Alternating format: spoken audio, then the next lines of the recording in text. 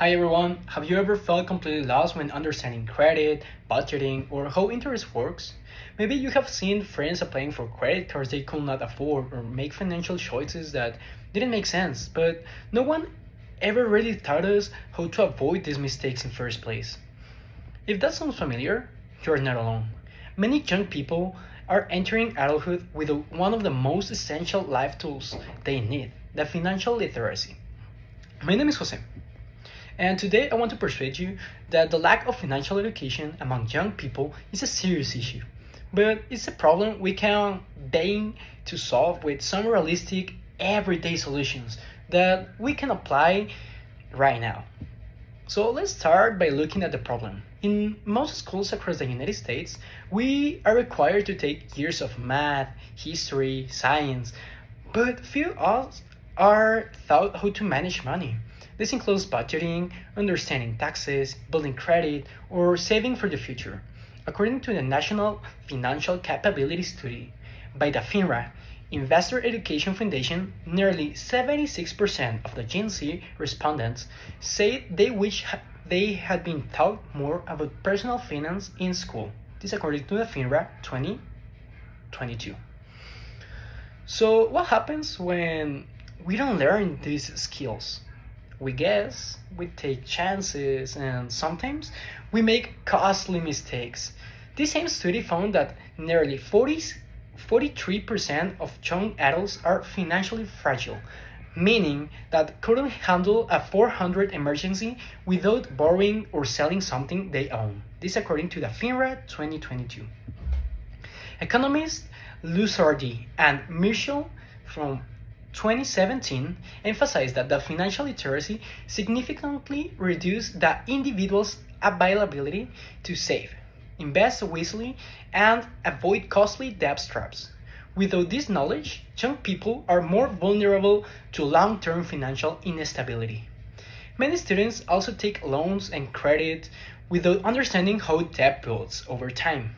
They don't understand interest rates or how a missed payment affects their credit score, which could follow them for years, affecting their ability to rent an apartment, to buy a car, or even to land a job. And let's not forget the role of social media.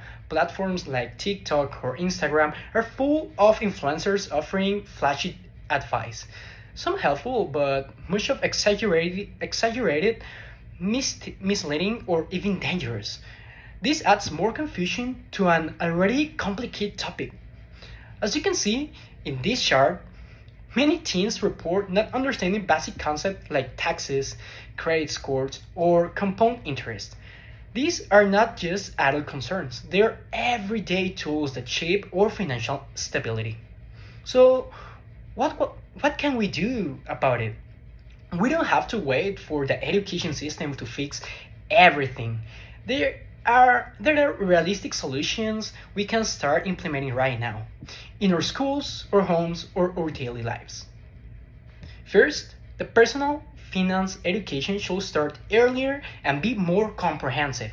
According to the Council for Economic Education of 2023, students in states require personal finance classes are more likely to demonstrate responsible financial behavior, saving early, borrowing less, and having better credit scores.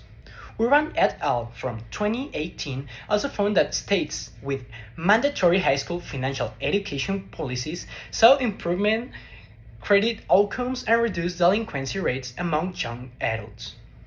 Instead of offering one quick workshop, schools should integrate financial literacy as a full course like algebra or biology. Students should learn to create a budget, file taxes, understand loans, and build credit before graduation. But even if schools don't teach this, we can still learn. There are plenty of free, credible sources available today. Sites like Investopedia and the government platforms such as the Customer Financial Protection Bureau offer free tools and articles that explains everything from how credit cards work to how to avoid scams. Apps like Mint or Snap which stands for You Need a Budget, can help.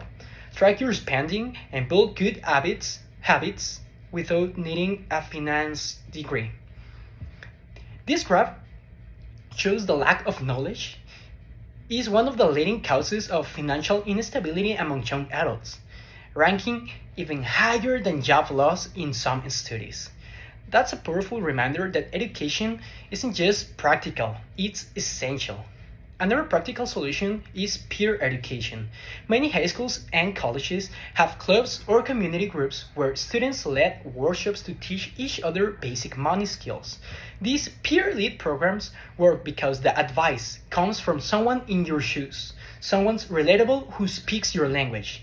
Even 30-minute monthly sessions in schools or youth groups could significantly impact. We should also encourage families to talk about more openly. In many households, money is a taboo subject. Parents may avoid discussing finances out of discomforting or fear. However, studies shows that teens who regularly talk about money with their parents are more confident in managing their finances later in life. Let's normalize asking questions like how do taxes work? What's a good credit score? What happens if you miss a loan payment? So today we have talked about problems that many of us are quietly struggling with, the lack of financial education among young people. But there's a hope, and there are solutions. We can support stronger personal finance classes in our schools. We can take the initiative to educate ourselves using free resources. We can learn from each other, talk openly with family, and take small consistent steps to become more confident with money. Financial literacy is more than just knowing how to budget. It's a tool for independence, freedom, and peace of mind. It is the difference between surviving and thriving in adulthood. And the good news? It's never too early or too late to start. Let's be the generation that breaks the cycle of financial confusion. Let's learn, grow, and take the control of our financial future. Thank you.